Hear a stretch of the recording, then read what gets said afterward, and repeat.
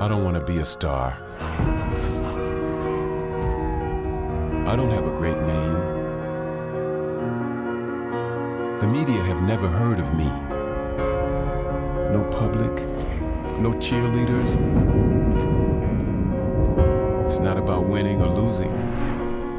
It's about reaching your limits, going as far as you can go, and then going farther.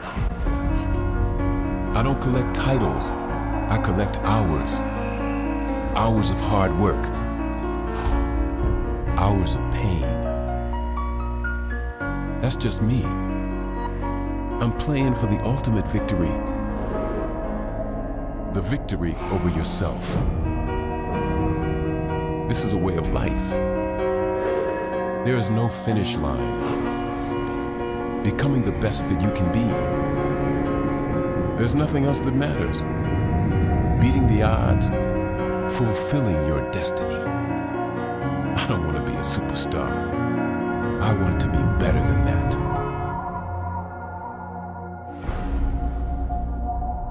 Just want to be me.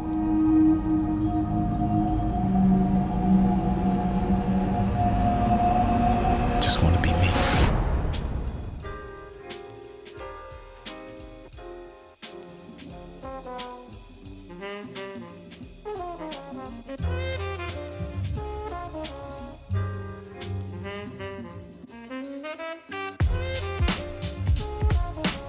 We have a mission statement that says to bring innovation and inspiration to every athlete in the world. And there's an asterisk on the word athlete and a footnote that says, if you have a body, you're an athlete.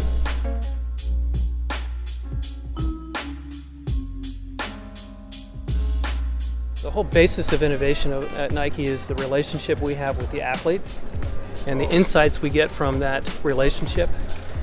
It's really digging deep, not only in talking to the athletes, but studying the athletes, measuring their activity, and then really just working with the athletes and digging into their personality and understanding kind of what motivates them, what drives them.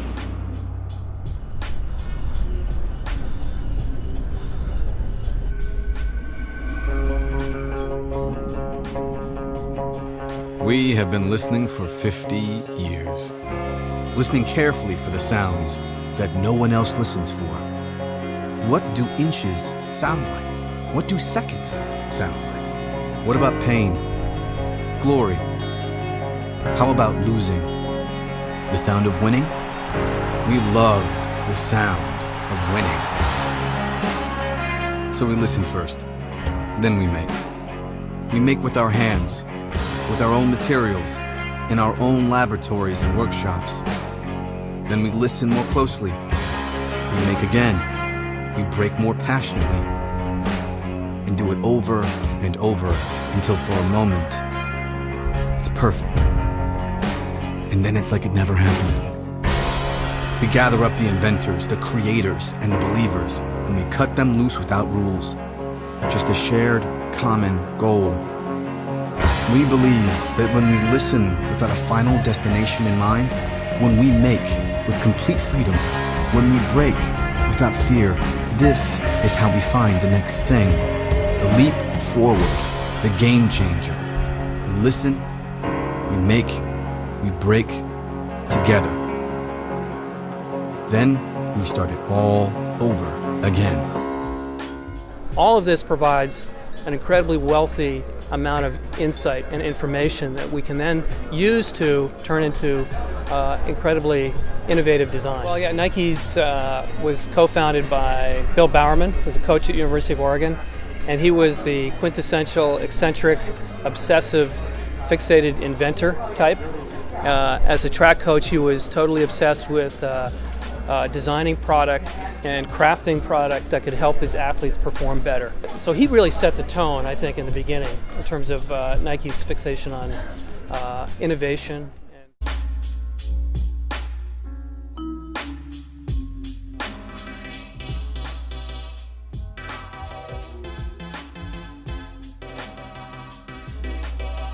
Hey, this is Edgar with NGADS, and we're here in New York City checking out Nike's new flagship store right in the thick of 5th Avenue. So So this place is called the House of Innovation, and one of the reasons why it's called that is because it was designed with Nike's mobile app in mind.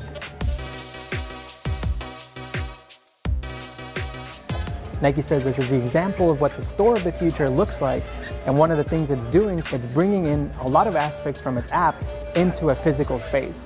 What that means is you can do things like instant checkout, which lets you sort of grab any item in the store, pull up the Nike mobile app, and check out without even talking to any members of the staff. Apple is another company that has similar features in its retail stores, but they don't do it for every product, whereas Nike will have every product in its store available for instant checkout on its app. Another couple cool things Nike is doing is letting you use the app to scan items in the store and then have a member of the staff bring them to you. So you can scan a shoe, pick your size, and then somebody will bring it to you and then you can try it on. There are different kiosks and areas throughout the store where a member of the back of the house will bring you the shoe. That way they're not out searching for you. Similarly, you can also pull up the Nike Plus app, go up to a mannequin, scan a barcode that's on the mannequin, and then it'll bring up the entire list of the mannequin's outfit. You can then pick between items or pick the entire outfit if you want to try it on. It's actually kind of cool because a lot of the times you go into a store, look at the mannequin, and then you sort of forget about it. Here, if you like a piece, you can scan it on your app and then try it on if you like. There are a couple of DIY components to the store as well, so you can custom design things like hoodies and jackets. So say you like this Nike black hoodie, but you want a red pocket on it, you can then work with the designer and have that done for you, and then you can get it in like a day or two, sometimes a week, depending on how much you tweak the design itself. If you want to go full DIY though, Nike does have a special collection of shoes, including the Air Jordan 1 and the Zoom Fly 2, which you can deep dye, and you can also tweak things like the swoosh, the shoelaces, all different colors and whatever material you want. One of the crazier things about the store is that even the floors and the walls are customizable. So if Nike's launching a basketball product, they can remove the tiles that are in there right now and then put a mini basketball court on it. So the entire store is 68,000 square foot, and at the very bottom of it, there's the Speed Shop. The Speed Shop is a data-driven space where Nike is using what it knows about shoppers in the New York area to put items out there. So New Yorkers, for example, may like a specific model of running shoes or running shorts or sweatpants, and they can just come in, grab it, do instant checkout, and go. Another option, if they don't want to do instant checkout, they can reserve it from the Nike Plus app and then pick it up from a locker room with their name on it in the Speed Shop.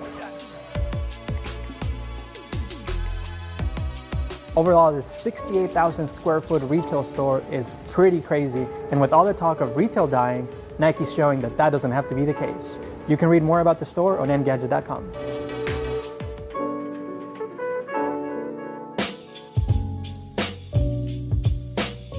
The shoes I'm wearing are knit. They're called fly knit shoes. It's an old craft, knitting, but we've actually modernized it and brought some new technology to it. So now we can completely change how shoes are made and actually raise the level of performance significantly at the same time. So it's a revolution, I think, not only in terms of manufacturing, but in terms of performance design. There's virtually no waste in the upper material. Sustainability in design is an incredibly core and central part to what we do. We have an ethos around sustainability. It's called considered design. So we consider the impact of every decision we make in product design. And not only in design in terms of product, but in the supply chain and everything else that we do, how we run facilities, how we run our business.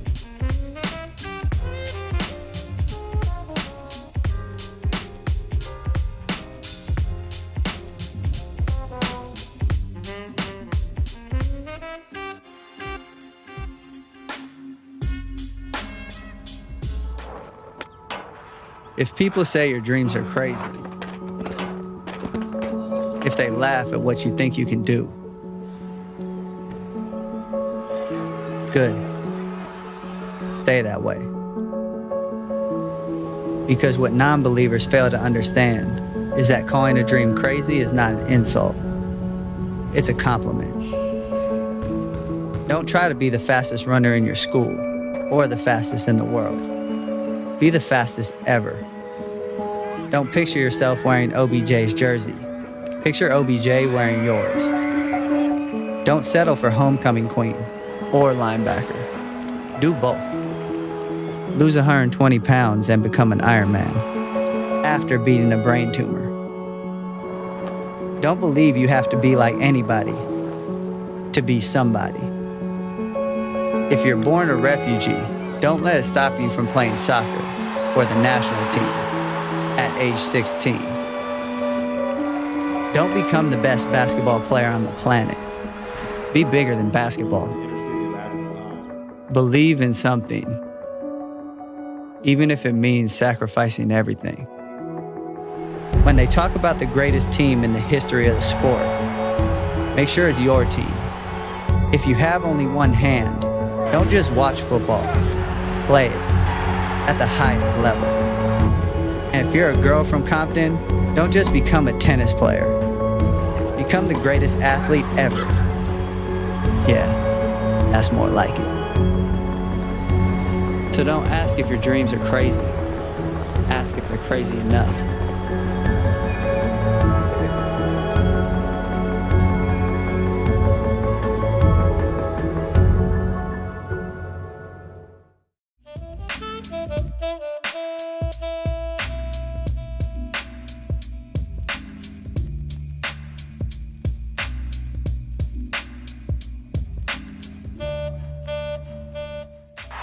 Now batting for the Yankees, number 2,